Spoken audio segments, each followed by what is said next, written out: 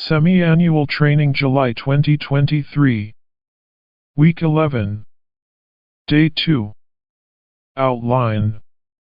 Roman number 2. The release of the glory of Christ's divinity is his being glorified by the Father with the divine glory in his resurrection through his death. The release of the glory of his divinity with his divine life was to cast fire on the earth. Capital A. The glory of Christ's divinity was concealed in him as in a grain of wheat. His humanity through his incarnation became a shell to conceal the glory of his divinity with his divine life. Capital B. The Lord was pressed and constrained, longing to be baptized with the baptism of his death for the release of the glory of his divinity with his divine life through the breaking of the shell of his humanity. Number 1.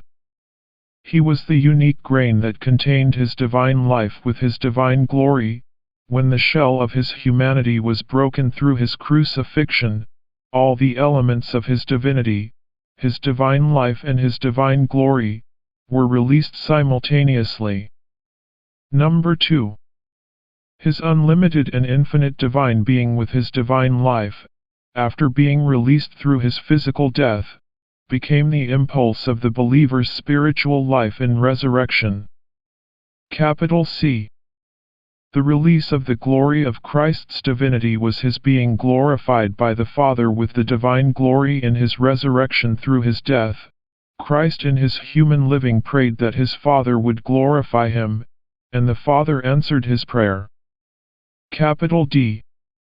Such a glorification transferred Christ from the stage of incarnation into the stage of inclusion, in which he, as the last Adam, became the all-inclusive life-giving Spirit in resurrection.